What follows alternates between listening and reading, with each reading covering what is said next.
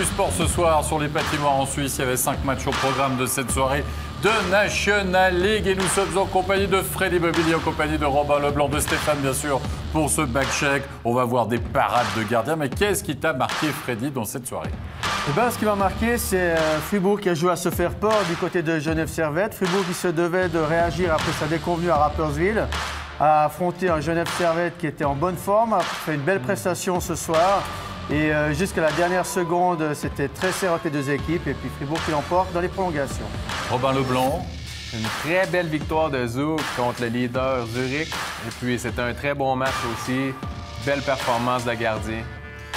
Et puis Lausanne va chercher 3 points à Berne, sur le fil, mais c'est 3 points. Eh oui, c'est l'image du jour. Tiens, un ancien Bernois, Berchi, qui marque le game-winning goal. Très important, bien sûr, pour ses couleurs.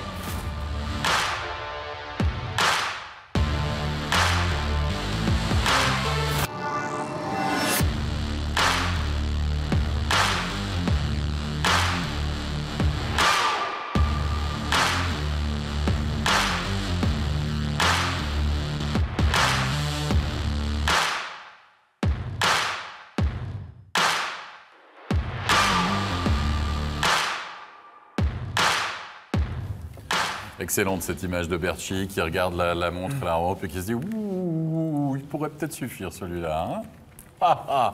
Avec ce game-winning goal, en effet, marqué du côté de PostFinance Arena. On va y revenir tout à l'heure, messieurs, mais on va commencer par un duel bernois, en effet, entre Bienne et Langnau du côté de la Tissot Arena. Attention les yeux, parce que oui, Bienne joue en... Attends que je ne me trompe pas cette fois-ci.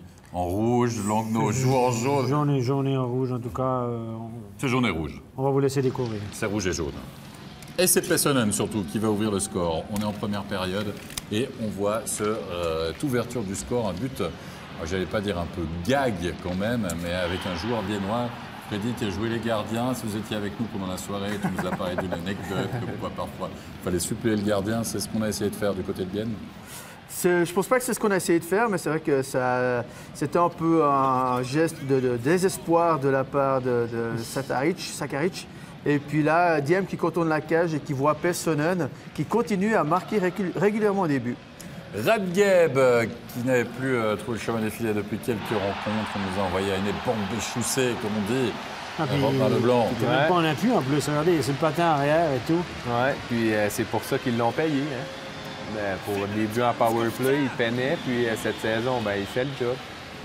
Oui, il fait le job, un partout en power play. Du reste, ça sera le leitmotiv de la soirée pour Bienne, l'efficacité justement, play, oui. en supériorité numérique. Pas de but lors de la deuxième période. On sera en troisième tiers et l'inévitable Tony Rayala va pouvoir marquer ce qui sera déjà le game winning goal. Une nouvelle fois, vous le voyez en power play, puisque 3 des 4 réussites seront avec un homme de plus sur la glace. En général, Steph, on est d'accord, Rayala, dans ce genre de cas, il ne rate pas. Si tu lui donnes du temps et de l'espace, il va te faire mal. Le jeu est bien préparé. La passe à une touche de Fuchs est très, très belle. Regardez. Fuchs, mais non, c'est pas ça. Regardez, il a beaucoup de temps, beaucoup d'espace. Il va battre le gardien. Aucune chance pour prendre. Ah ouais. On a même le petit commentaire. Hein, si vous voulez, un petit cours d'allemand accéléré, vous pouvez le faire. Et Kulsé, 57e minute de jeu. Rayala. Et franchement, ok, d'accord. Il profite du rebond, mais il a le coup d'œil. Hein. C'est ce qu'il veut faire. Hein. Bah, c'est ce qu'il veut faire là. Il fixe tout le monde, y compris le portier de Langnau. Il a le temps d'ajuster son tir. Et puis, mais il est assez malin, Kulsé. Il montre là où il peut dévier il montre la cible en fait à Rayala. Là où Rayala doit ajuster son tir. Et là, à cette distance, il ne rate pas sa cible justement. En 2 temps, Kulsé arrive à mettre le 3-1, but de la sécurité quand même. Ouais, puis un petit net. Et on tente le tout pour le tout. Et voilà. Dans la cage vide, Peter Schneider, 4-1. Merci, bonsoir. 32 shoots à 22 au niveau de la statistique. Malgré certains retours, et notamment celui de Di Domenico ce soir dans les rangs de Langnau, ça n'a pas suffi. Et Bienne qui continue finalement encore et toujours. Facile, j'ai envie de dire. Il a mis un terme à la série. Facile. Langnau avait gagné 5 ou 6 matchs de suite. Il me semble 5, en tout cas sûr. Et là, il était dû pour en perdre une. Mais bien, tout tourne. Hein? Ça tourne bien. Tout leur sourit. Même quand ils ne jouent pas tellement bien, ils réussissent quand même à gagner des matchs. Alors, on m'a dit que c'est la marque des grandes équipes. Ah, peut-être. Hein? Parce que Bienne a une grande équipe, j'en sais rien, mais chaque fois, on réussit à s'imposer ce soir, c'est le power play. Langnau ne semblait pas très à son affaire parce que Rayala a eu du temps et de l'espace, mais c'était gros comme une maison. Et Bienne gagne. Et on attendait le retour de Damien Brunner ce soir, qui finalement n'a pas eu lieu, parce que l'entraînement ce matin, on a dit non, pas encore, peut-être trop tôt. C'est étonnant quand même, parce que là, son bras est bon, il s'entraîne, ce matin, on décide que c'est plus bon. Peut-être qu'ils veulent simplement lui donner un peu plus de temps, vu que l'équipe tourne bien. Puis, et puis pas forcément commencer par une double match. Si bien je rejoue demain, de commencer par un match le week-end, pas forcer l'organisme. Ouais. On a une réaction à l'issue de cette rencontre et de cette victoire du HC Bienne. On va écouter tout de suite la réaction de Julien Koller. Julien Koller, match longtemps indécis ce soir contre Langnau, mais que Bienne a su gagner notamment en situation spéciale. C'est clair qu'aujourd'hui, notre powerplay, il a payé, on a bien joué, on a bien su concrétiser avec notre jeu de puissance. Puis je pense que c'est une chose importante qui a fait qu'on a pu gagner ce match ce soir. On va dire que Bienne accumule les matchs, il y a la Ligue des Champions, la Coupe, le championnat. Il y avait peut-être un petit peu de fatigue ce soir. Ces buts justement en jeu de puissance, ça aide grandement à faciliter votre tâche. Oui, c'est clair, avec tous ces matchs, la Champions League, le championnat, même la Coupe Suisse, on rejoue contre Langnau lundi prochain. C'est clair qu'il y a quand même une fatigue. Le staff fait un super bon job pour faire des entraînements en conséquence, mais c'est clair que la fatigue, elle reste quand même au bout d'un moment. Et comme j'ai dit, le jeu de puissance, il a payé ce soir, puis ça fait du bien. Merci. Petite statistique au niveau de Julien Koller. Il a joué 16 minutes 0,7. Ouais. Écoutez, je ne sais pas si c'est son match où il a joué le plus. D'habitude, il joue très peu, moins de 10 minutes, des fois moins de 5 minutes. Aujourd'hui, 16, 0,7, 2 tirs au but. Donc, peut-être pour lui, ça... Bon, associé avec Kunti et puis Peter Schneider. Peut-être qu'on a changé son fusil d'épaule, Damien Brunner, puis hop. C'est lui qui a pris la place, il en a profité, tant mieux pour lui. Tant mieux pour lui, on continue dans les clubs bernois et surtout les clubs romans avec Berne face au Lausanne Hockey Club. Là aussi, on s'intéressait beaucoup à cette rencontre, tout simplement parce que Berne restait sur un succès en championnat, pas en Ligue des Champions battu et des champions éliminés mardi, mais un succès face à Zurich, donc succès de prestige. On avait dit que ça avait un peu sauvé les fesses de Jalonen. Et puis là, à la maison, vous recevez, comment je pourrais dire ça, le fils spirituel, finalement, Peltonen à la barre du Lausanne Hockey Club. Ruffenhardt 1-0, le seul but. Les 20 premières minutes de jeu marquées à 5 contre 4. Hunter Sander et Arco Bello au niveau des assists. Mais 1-0 après 20 minutes de jeu, c'est bien parti, Freddy. Ouais, un but assez classique finalement du côté de Berne. Le puck circule bien. Ruffenhardt a un petit peu de temps. Les deux défenseurs lausannois sont un peu trop portés vers l'avant. Et puis, ça permet à Berne, qui semble souffler un petit peu mieux en ce début de match avec l'ouverture du score, mais ce n'est que de courte durée. Oui, parce que la deuxième période, on va beaucoup moins rigoler du côté de Berne, un petit peu plus du côté du Lausanne Hockey Club, qui va trouver la faille à 2 reprises avec des réussites de 2 défenseurs, Genasi et Nodari. Genasi qui retrouve son rythme, on va dire, au niveau de l'efficacité, Romain Leblanc. Oui, puis Genati, c'est quand même un très bon défenseur offensif. Puis il aide beaucoup Lausanne quand il réussit à marquer des buts.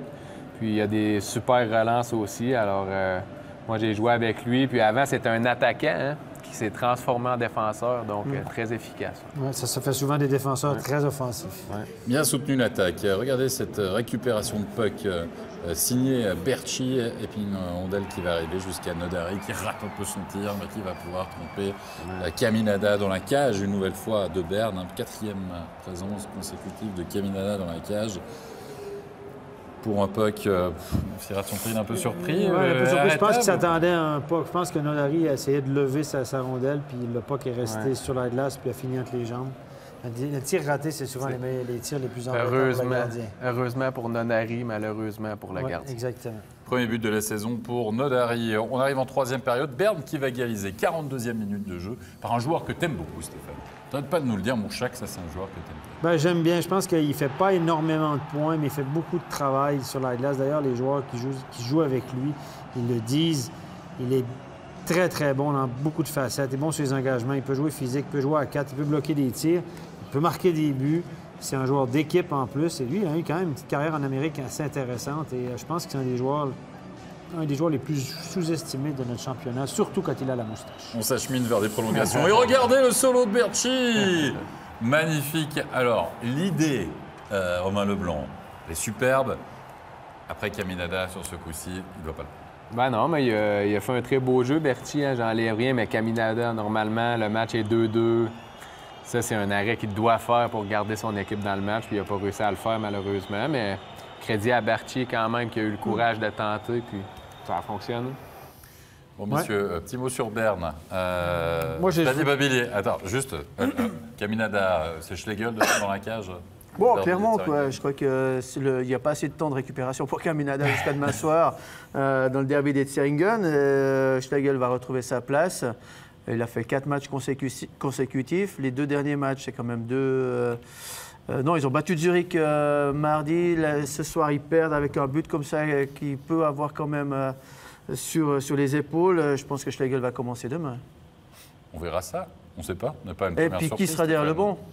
Là, je pense que oui. Moi, Caminada a été chancelant un peu sur 2-3 tirs, surtout que nette domination de Berne ce soir. Si vous regardez les tirs au but, quand même 43 tirs au but pour Berne. Tobias Stephan a été excellent.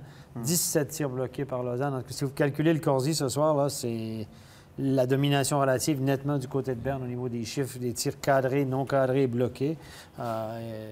Lausanne a été dominée par Berne ce soir. La différence est située, je pense, dans les buts. Ouais. Et un fait un peu inhabituel du côté de Berne, il y a 3 défenseurs qui ont été surutilisés. D'habitude, il y a Untersander qui joue beaucoup, mais ce soir, Untersander, McDonald et Anderson, les 3 ont joué plus de 26 minutes. Bon, après, tu as Enauer, Gerber et c'est pas étonnant. Ils sont 6 défenseurs sur la feuille de match. Oui. Et puis avec les noms que tu as évoqués, Alex, eh ben, on utilise davantage les leaders, pas mal de pression sur les jeunes, surtout vu la situation actuelle. Et puis en rappelant, on l'a dit en cours de soirée, il n'y avait que 17 joueurs inscrits sur la feuille de match, que 6 défenseurs. Donc forcément, on va tirer sur les leaders. 6 défenseurs, c'est ça. En NHL, on joue à 6 défenseurs. Oui, mais tu en as toujours 8 à disposition. Nous, on en a 8, fait que ça donne un petit peu de temps. Surtout une équipe comme Berne qui sont en dessous de la barre, il faut qu'ils gagnent, il faut qu'ils aillent chercher des points, donc ils poussent un peu sur leurs meilleurs joueurs. Et puis, messieurs, Untersander a tiré pas mal au but ce soir. Combien de shoots? Pas mal, tu dis, donc c'est beaucoup. 7? Oui, j'allais dire 9. 10. 10 tirs au but pour son Untersander. 10. Pas mal. Pas mal. Pour un petit jeune, pas mal. Sans compter les tirs bloqués ou... Sans compter les tirs qui ont été bloqués, je pourrais que je regarde, là, mais 10 tirs au but pour un défenseur, c'est beaucoup. Allez, victoire de Lausanne, importante évidemment du côté de la PostFinance Arena. Là aussi, une réaction du héros, entre guillemets, de la soirée. On va écouter tout de suite la réaction de Christophe Bertschy. Christophe Bertschy, victoire 3-2 dans les dernières secondes à la PostFinance Arena. C'est un succès que vous avez construit sur la patience ce soir. Oui, je pense aussi, et puis aussi un peu de la chance, mais ouais, on était super patients, on attendait nos chances, et puis je pense qu'on était super efficace ce soir. Vous avez subi les assauts bernois, 43 shoots sur la cage de Tobias Stephan, mais vous avez su saisir vos chances quand vous les aviez. Oui, exactement. Je pense que Stéphane, il a fait un énorme match, il nous a tenus dedans tout le long. Devant, on a pu marquer les occasions qu'on avait, et puis je pense que c'est comme ça qu'on doit construire sur ça pour demain. Vous donnez la victoire à votre équipe ce soir sur un joli geste technique, un petit peu de chance, vous me l'avez confié tout à l'heure. Ouais, beaucoup de chance, je voulais la mettre en haut. Mais ouais, il faut quand même la provoquer la chance aussi. Et puis j'ai vu que Joris, il a drivé net. Et puis s'il y a un rebond, je pense aussi que lui, il peut le mettre dedans. Merci beaucoup, Christophe. Sympa pour l'honnêteté. Il a voulu lever le puck. Voilà, en fait, Lausanne l'emporte sur 2 tirs ratés, si on résume. C'est ça. Ben voilà. C'est exactement ça. La chance, ça se provoque. Et Lausanne a su le faire. C'est toujours la parole philosophique. N'est-ce pas? Non, c'est l'expérience. Attention, parce qu'il reste 3 rencontres encore. Vous allez pouvoir briller au niveau de votre vocabulaire et du verbe, puisqu'on va passer au duel des Z. Zug Zurich avec le retour dans l'alignement zurichois du leader, d'un certain Garetro, lui qui avait manqué la rencontre face à Bienne et qui se retrouve face à Bienne. Il avait manqué le dernier match en tout cas de Zurich.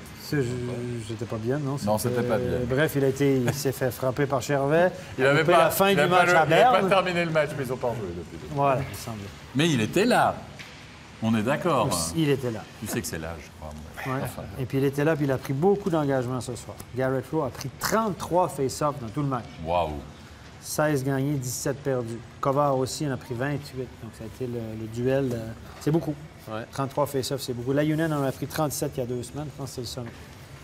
Voilà. Mais c'était surtout un duel de gardiens quand même, ce soir, finalement, avec Hollenstein, puisque je vous rappelle que Giannoni est blessé. On annonce une absence pour 2 à 3 semaines. Et puis Flueller du côté de la cage zurichoise, qui va devoir capituler quand même en premier sur une réussite de Diaz lors de la première période. On a la 13e minute de jeu Un gros tir tout d'abord, et puis ce puck qui revient, et Diaz qui a soutenu, comme on dit, l'attaque, Robin Leblanc, c'est ça là? Mais oui, puis Martini, il n'a pas lancé pour le rebond, hein. Il a lancé pour marquer, puis Diaz a bien soutenu l'attaque, puis open net. Ça donnait un bon départ, une bonne entame de match pour Zug. 7 tirs au but pour Martini ce soir. Tu t'es penché sur les statistiques des chutes. Ben, je regarde toutes les statistiques, puis quand il y en a une qui sort du lot, je la vois. Magnifique. Donc, voilà. Baltisberger qui va égaliser avec un peu de chance, puisque là, Hollenstein, on aura manqué. Mais on va aller voir les vidéos. Et Freddy, le grand drame de notre époque, c'est qu'on n'a pas de caméra sur la ligne de but. Parce qu'il y aura un coach. Oui, il y aura un coach challenge pour non pas sur il n'y a pas de discussion sur le but lui-même, mais c'est plutôt à ce moment ici où il y a l'entrée en zone, on voit le puck en bas et en haut de l'écran, il y a un joueur qui semble avoir son patin à l'intérieur ou pas. La qualité des images ne permet pas de prendre une décision précise et les arbitres donc décident de rester sur leur décision initiale, à savoir accorder le but. Et ça aurait pu être le double effet qui se coule pour Zurich, puisqu'ils ont bénéficié tout de suite après d'un power play, puisque le coach challenge n'a pas abouti. En fait, il y avait une patte. Pour le juge de ligne, c'est toujours difficile parce qu'il y a le gars devant lui qui a peut-être traversé, puis le puck est de l'autre côté. Donc, c'est difficile à juger. Il est à l'intérieur. Il a la papate droite qui est au-dessus de la ligne bleue, et puis qui n'est pas en contact, ça c'est sûr. Puis la papate gauche, on ne sait pas trop. Hein? On pense tous qu'il y a hors-jeu.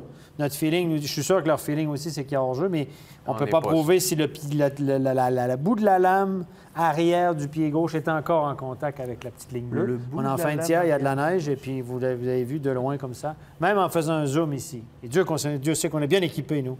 On n'arrive pas à le dire. Donc, on regardait l'histoire de la papate, hein, toujours à ce niveau-là. Bah, vous avez vu, ce n'était pas concluant. Mais il n'y a pas eu d'effet papillon, en tout cas, à ce moment-là, en faveur des ZLC Lions. Pas de but en deuxième période. On se rend au troisième tiers. Et au troisième tiers, c'est Albrecht à la 53e minute de jeu sur un try d'Alatalo qui va marquer ce 2-1, qui sera déjà décisif, finalement, hein, Robin Leblanc, à ce moment-là. Et on va voir ensuite Kovar marquer le but de la sécurité. Mais Zug qui a pris véritablement l'ascendant en deuxième période déjà, où Fuller avait retardé, on va dire, l'échéance. Oui, en première période, on avait l'impression que ça avait plus été Zurich qui avait dominé. Bien, à partir de la deuxième, troisième période, Zug ils ont vraiment donné un bon effort. Puis ça, sur ce but-là, Kovar, un très beau lancer, mi-hauteur, côté du bouclier. Les gardiens ne peuvent pas vraiment arrêter ce genre de lancer-là. Messieurs, on peut parler d'un gros match quand même ce soir. On a vu du bon hockey.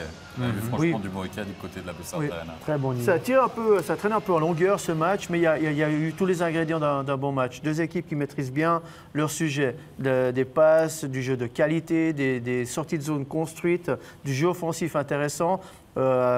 Stéphane en a parlé aussi avec les changements, les croisements de Zougois à 4 contre 4 en zone offensive. Deux gardiens qui ont vraiment su tenir les deux équipes dans le match, avec un scénario intéressant, puisqu'en première période, Zurich prenait gentiment l'ascendant sur Zug. Zug qui a laissé passer l'orage, qui a repris le match à son compte.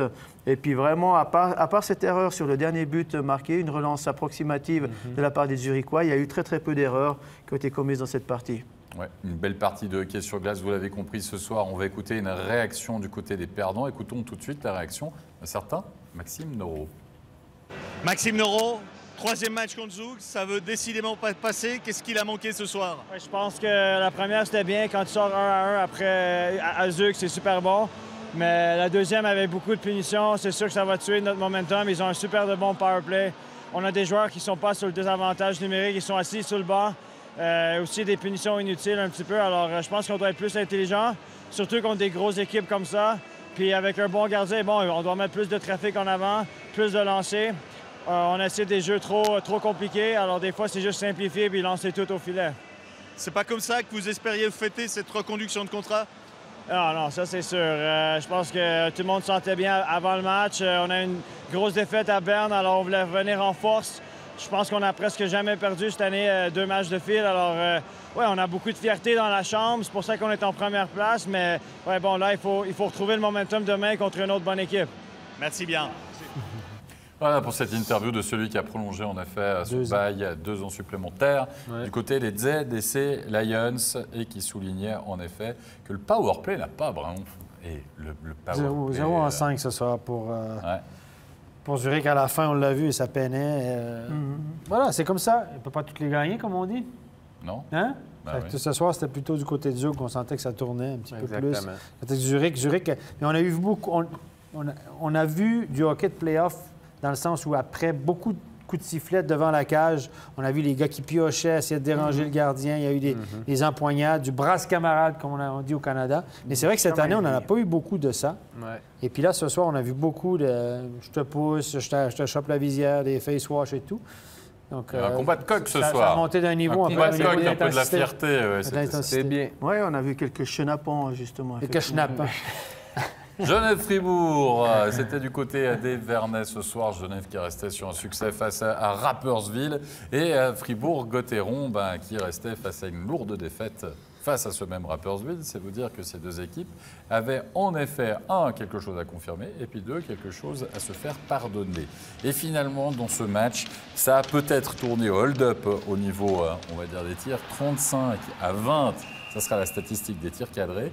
Mais Genève a dû faire du hockey, presque de rattrapage, presque, durant toute la soirée. C'est Fourer qui a ouvert le score. On est allé voir la vidéo à 5 contre 4 à la 7e minute de jeu pour voir si ce puck, mais là, monsieur, on est d'accord, a touché la deuxième. Il a traversé, c'était un but un peu bizarre. Regardez Maillard à quel point il est loin. Il se retourne dos au jeu, finalement. Donc, Maillard qui a connu une soirée un peu difficile, je dirais 78%. Il a pris 4 buts sur 18 shoots. C'est pas sa meilleure soirée, lui qui était en renégociation de contrat. Wingles qui va égaliser à 5 contre 4 pour Genève. Servette, ça sera même le score après 2 périodes. Mano à mano qui va continuer finalement entre ces deux formations.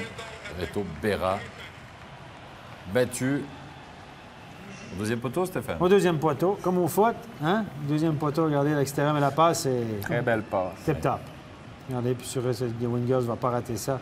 C'est que c'est un bon marqueur de but. Mais Genève qui va reprendre l'avantage en troisième période, 46e minute de jeu. Winnick qui va marquer. C'est un très beau jeu de passe aussi, ça. Pas facile d'apprendre un lancer sur réception de ce Dans cet côté-là. angle-là. Ce côté-là, mais pas mal de passivité quand même du côté fribourgeois. Comment elle arrive la Surtout, première passe, ça, messieurs? Oui, c'est vrai. là, Il va faire une passe comme ça, transversale. Mais elle est quand même risquée. Hein. Tu as quand même deux joueurs fribourgeois qui peuvent intercepter cette... Vous voyez, un défenseur fribourgeois qui a perdu sa canne, ça n'aide pas non plus le jeu défensif. Mais quand même, j'ai l'impression quand même Genève a profité d'une apathie défensive fribourgeoise sur ce but marqué. Égalisation de Chavaya, cette play? Sur le face-off, je pense pas. Il a mis le puck au but tout simplement. Et là, Meyer, je sais pas s'il est vraiment masqué, mais il se fait battre au-dessus de l'épaule, descend un petit peu vite. C'était pas sa meilleure soirée à Robert Meyer devant la cage. Pourquoi tu fais Ben, parce que je pense que c'était pas un bon match de sa part. Tu penses que c'était pas un bon match de sa part? Je pense que Fribourg est allé en voler une. Oui, mais ça leur fait du bien, ces points. Ouais. Alors, on a vendu le suspense parce qu'on n'a pas fini. Ben non, on n'a pas fini. T'as cru qu'on avait fini? C'est moi qui... Non, mais on va voir un bel arrêt, justement. Parce qu'on parle de Robert Maillard. Il en a fait un à la 57e minute de jeu. On a même pensé que c'était l'arrêt du match. À ce moment-là, on va le voir. Regardez ce puck qui... Oh! Il est où? Il est au fond. Ben, un super arrêt, oui et non, parce qu'il se fabrique presque un autogol. C'est le défenseur qui... Après, on n'a peut-être pas vu le même c'était peut-être pas cette action-là qu'il fallait. Ça, on fait trop confiance parce qu'on m'a dit c'est un big save de Maillard. Ouais, alors non, en effet, il a failli. C'est le coup de bol. Il a réparé son erreur de belle façon, on va dire ça. Voilà. Hein? C'était... Ouais. Chanceux. Chanceux, oui. Au Canada, on dit merdeux. Puisque quelques instants plus tard, c'est Gunderson qui va redonner l'avantage à Fribourg-Gotteron. Et puis celui-ci, hop là. Mais de nouveau sur un lancer lointain où pas sûr que si c'est Gunderson qui a marqué, ça veut dire que personne devant Maillard n'a dévié le palais et puis il arrive à ras de la glace. Donc de nouveau, il n'est pas forcément à son avantage. Fribourg-Gotteron a peut-être réussi a réussi à mener au score, en tout cas à ce moment de la partie. Et peut-être des buts volés, mais des buts quand même. Le puck avait des yeux ce soir, messieurs. Des yeux fribourgeois. On allait voir la vidéo, non pas parce qu'on n'était pas sûr que le puck était rentré. C'était sur l'action d'avant. On a refusé on a confirmé qu'il n'y avait pas de but avant, puis on a donné le deuxième but. Voilà. Et Boson qui va permettre à Genève Servette d'arracher un point, finalement, ce soir. dans les derniers instants et qui va, franchement, là, Romain Leblanc fait un très joli geste. Oui, puis la passe transversale aussi, c'était bien. Il a été patient. Puis ça a permis à son équipe de se rendre en supplémentaire. Bonne feinte. Il a hésité à ramener le puck un peu proche de ses patins. Là, Boson, beau geste technique. Beau geste technique. Ouais, Genève Servette a eu le mérite quand même de se battre jusqu'au bout, sortir le gardien, de revenir. C'est aussi des signes d'une équipe qui est quand même en pleine confiance, en rappelant leur situation au classement avant ce soir. Ils sont sur le podium. Donc, un bon combat quand même des jeunes voix pour revenir à égalité à moins d'une minute de la fin du match. Mais la prolongation va tourner à l'avantage de Fribourg-Gotteron, les dieux qui avaient choisi leur camp finalement, puisqu'il reste un peu plus d'1 minute 40 à jouer. Alors là, on voit que la fin de l'action. Il y a une longue présence, on a 3 contre 3, Stéphane, sur cette action-là.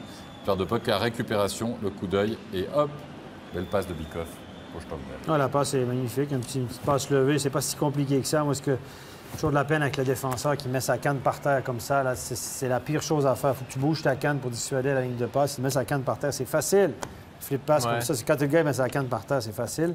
Bon, bref, Carrère, pas très bien joué là-dessus, mais la passe de Bikoff est... Très belle passe. Très belle passe. Les deux autres joueurs de Genève avaient spéculé par l'autre côté, donc 2 contre 1, ça fait assez facilement donné. Exactement. Mais si j'ai regardé les statistiques ce soir, c'est assez intéressant. Si vous comptez les tirs cadrés, non cadrés, bloqués par Fribourg, Genève arrive à 70.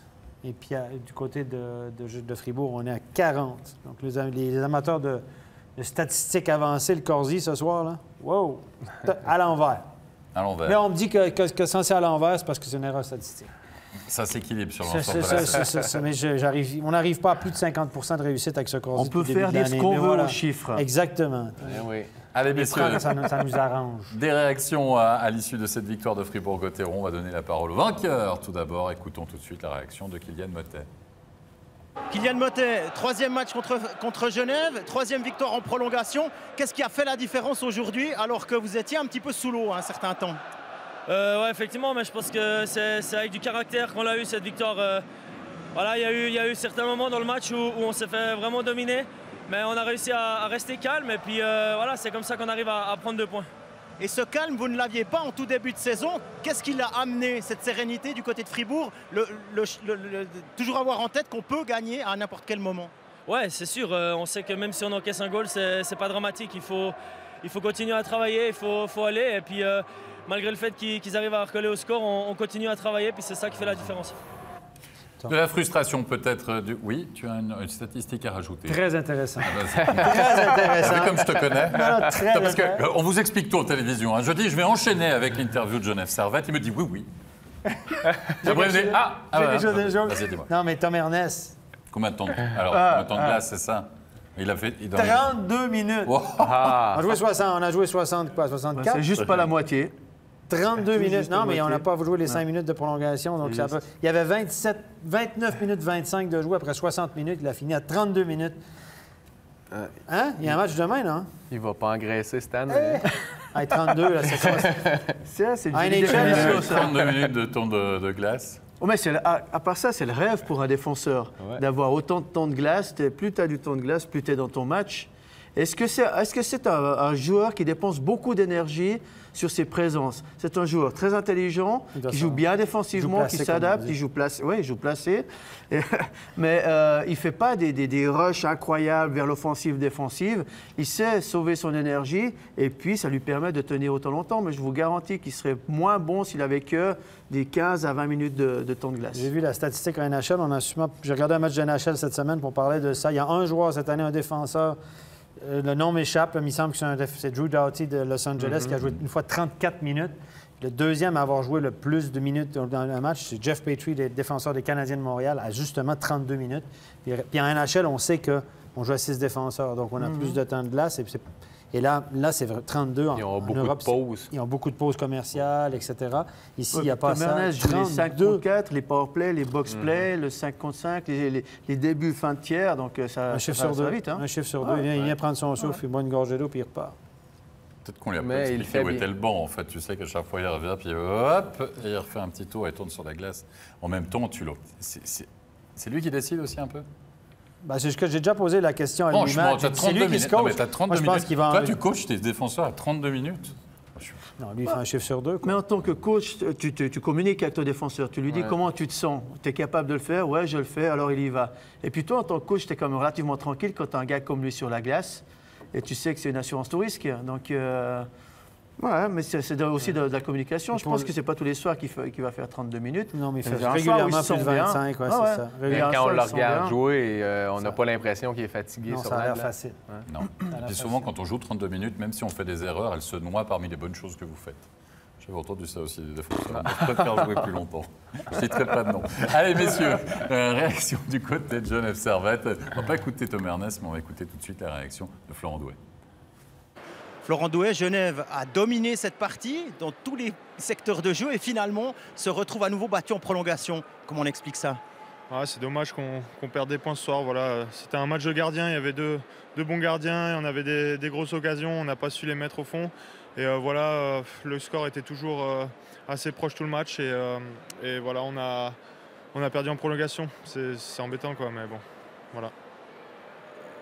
Demain, deuxième derby, on va dire, vrai derby, cette fois face à Lausanne.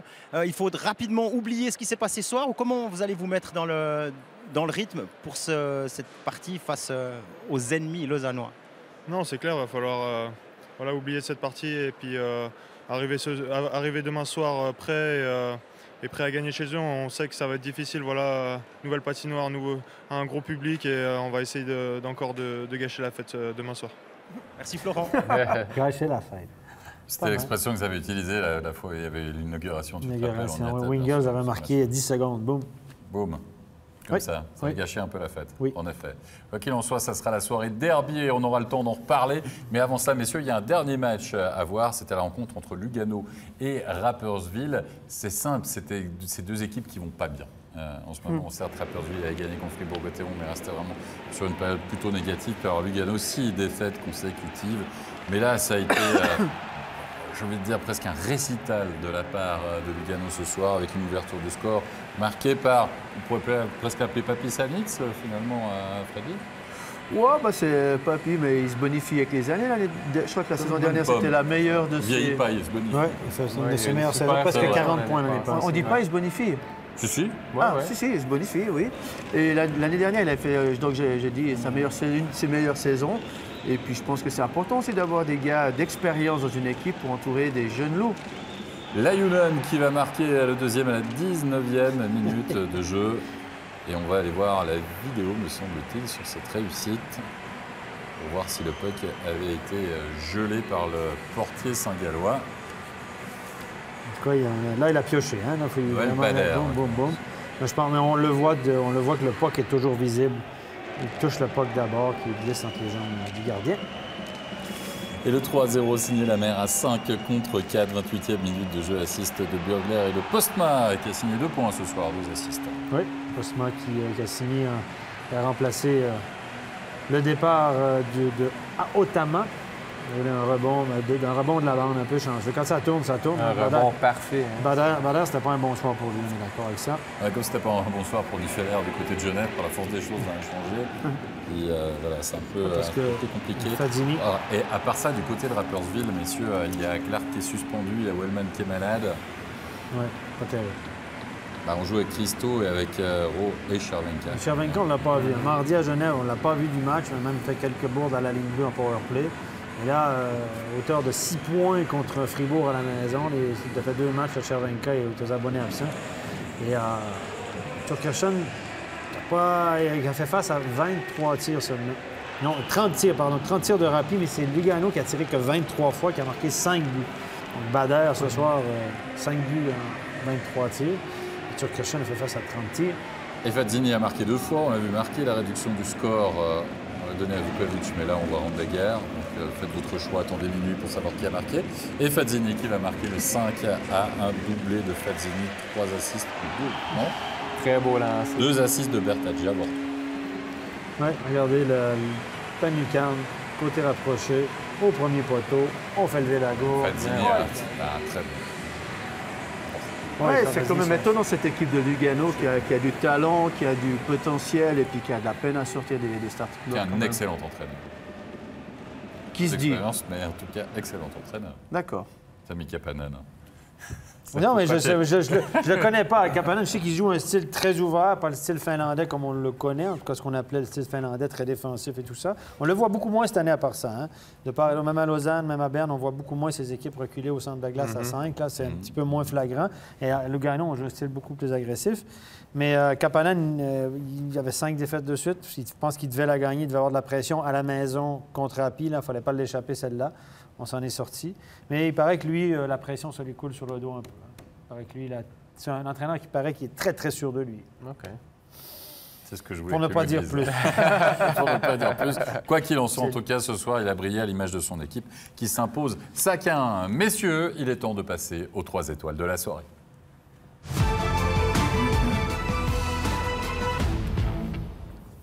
Hollenstein. 3e étoile, Luca Hollenstein. En effet, le portier de Zug, absolument incroyable. Il la mérite, cette étoile, franchement. Ouais, d'accord, Robin Leblanc. Il nous a fait complètement oublier. C'était pas Giannoni dans la cage, pour ceux qui auraient des problèmes de vue. C'était Luca Hollenstein. Non, tout le monde s'inquiétait avant le match. Qu'est-ce qui va se passer avec Zug? Pas de Giannoni, mais il a vraiment montré des belles choses. Puis il a joué un super match. 38 arrêts sur 39 shoots, 97,44% d'arrêts pour lui. La 2e étoile, Christophe Berchi, parce que quand vous allez marquer un game-winning goal à 1 minute de la fin, à la poste suivante, puis vous ratez votre shoot en plus. Et puis vous ratez votre shoot. Puis en plus, vous avez l'honnêteté de le dire. Ça vaut une 2e étoile. On est d'accord. Non, mais le game-winning goal, ça démontre aussi cette détermination, cette équipe lausannoise qui a du potentiel, des jeunes attaquants comme Berchi qui croient jusqu'au bout, à moins d'1 minute de la fin, à Berne. Et puis, certes, Caminada était un petit peu complice de ce but, de ce 3e but, mais ça relance bien les affaires de Lausanne. Et on a tendance peut-être à oublier que Lausanne fait quand même partie des favoris et c'est bon de souligner ce but de Berchi. C'est jamais facile d'aller gagner à Berne. Jamais. Un peu plus qu'à Langnau, mais jamais. Première étoile de la soirée, Piccolo Fazzini avec son doublé ce soir. Et si c'était lui, finalement, Stéphane, qui pouvait relancer véritablement cette équipe du HC Lugano? Je crois pas. C'est un bon buteur. Merci. Je ne crois pas.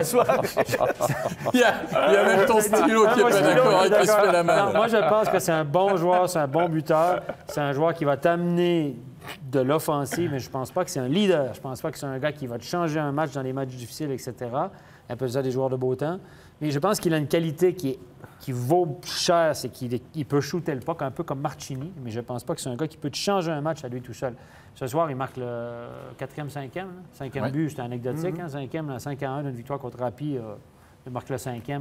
Disons que c'est un but pareil. Là. On ne dit pas comment, on dit combien. Voilà, je garde un petit... Mais moi, j'aurais inversé les étoiles. Pour moi, la première étoile, c'est Hollenstein. On ne m'a pas demandé mon avis, mais... Heureusement, peut-être. Mais j'aimerais revenir sur Marchini qui, à ses débuts, on disait aussi de lui que ça ne pouvait pas être un leader vu son gabarit un peu jeune. On demande à ce qu'il confirme. Eh bien, ça fait quand même maintenant quelques saisons qu'il confirme et qu'il s'est transformé en leader. Fazzini, c'est aussi un peu... il est un peu à la maison quand même. Et puis, j'aime assez ce joueur qui ose des beaux gestes techniques, qui est efficace. On l'a vu sur le dernier but marqué. Et ça peut être aussi ça, être un leader. C'est super pour les highlights, regardez ça. Mais sur l'ensemble du match, moi, Marchini, un leader, c'est un super bon joueur. Je l'adore, je le prendrais dans mon équipe. Mais en finale, l'année passée, je l'ai regardé contre Berne. M'excuse, là. Pas été bon. Il a été responsable de plusieurs buts. Il avait peur. Moi, je garde mes réserves sur un joueur comme Marchini. Je le prends dans mon équipe, tout comme Fazzini, mais ce n'est pas le joueur qui va te faire gagner. De temps en temps, un vendredi soir de novembre contre Happy, oui. Mais au mois d'avril, en demi-finale, en finale, je suis moins convaincu. C'est mon avis. Ouais, les 2 dernières années, c'est vrai que ça a été trouve que Marchini, il disparaît. Je l'ai vu au championnat du monde, que contre le Canada, ça a été très compliqué parce que ça joue un petit peu plus physique. Et il est bon techniquement, il est spectaculaire. Non, mais je l'ai vu à 3 contre 3. Qui a échappé son homme contre le Canada en prolongation? Comment il s'appelle? Marchini. Mais c'est un joueur que dans un rôle très précis, je l'aime. Il a des mains en or, des qualités, mais c'est pas un leader, c'est pas le gars qui va te faire gagner jusqu'au bout. À mon avis, comme Fazzini. Mais c'est mon avis. Mais je le prends dans mon équipe quand même. Mais tu prends Giannoni au but? Je suis pas sûr. Moi, j'ai jamais été convaincu par Giannoni, de toute façon. Hein. Les résultats sont là. Mais moi, on a le temps, là? Non, alors attends, je demande aux téléspectateurs. Vous avez une heure encore devant nous pour connaître l'équipe de Stéphane avant les fêtes. Non, on n'a pas le temps, il reste très peu de temps. On va devoir conclure là-dessus. On aura le temps d'en parler parce que on aura le temps d'en parler. Absolument. Ah bon? Pour parler hors caméra. Oh là là. Et c'est Derby Night demain, messieurs. Derby Night. Ne dévoile rien, s'il te plaît. Derby Night, ça sera demain, je vais y arriver. Derby des Zeringen à suivre dès 19h25, bien sûr, entre Fribourg-Gotteron et Berne. Et ça va valoir son pesant de cacahuètes. Puis il y aura d'autres derbys, derby tessinois, du reste, durant la soirée de demain. Et puis derby lémanique entre Lausanne et Genève-Servette. Merci beaucoup, Freddy Mobilier. Merci. Avec plaisir. Romain Leblanc. Merci. Et on me dit résultat. Alors, revoyons les résultats. Ça, c'est très bien. Mais non, puis classement. Mais tu on discute des soirs comme ça, l'essentiel. Merci quand même, les gars. Ils se disent, il y a des gens qui nous regardent et disent oh là là, courage les gars, il y a encore une soirée demain. La victoire de Lausanne face à Berne 3-2, le succès de Bienne 4-1 face à Langnau, le succès de Fribourg-Gotteron après prolongation sur le score de 4-3, la victoire de Lugano 5-1 face à Rapperswil et le succès de Zug, on l'a vu, face aux ZSC Lions. Le classement, Zurich qui reste leader, Bienne qui revient à 2 petites unités, mais avec un match de plus. Genève-Servette toujours sur le podium. Lausanne, belle opération. 4e, 36 points. Davos, c'est facile, c'est 6 matchs de moins que Bienne. Ça veut dire c'est encore un potentiel de points important. Et Fribourg-Gotteron, malgré son succès sous la barre, mais 2 matchs de moins par rapport à Lugano. Ok, très bien, on nous dit ça, c'est parfait.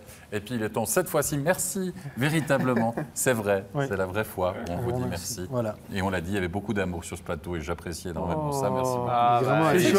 Ça me touche. Et Robert Depuis qu'il a tourné 40 ans, il devient plus romantique. C'est beau, ça te rappelle des souvenirs? Ça fait longtemps. Rendez-vous demain, 19h25, Derby des Zeringen. Soyez au rendez-vous, merci à l'équipe technique, bonne soirée à tous. Bye bye.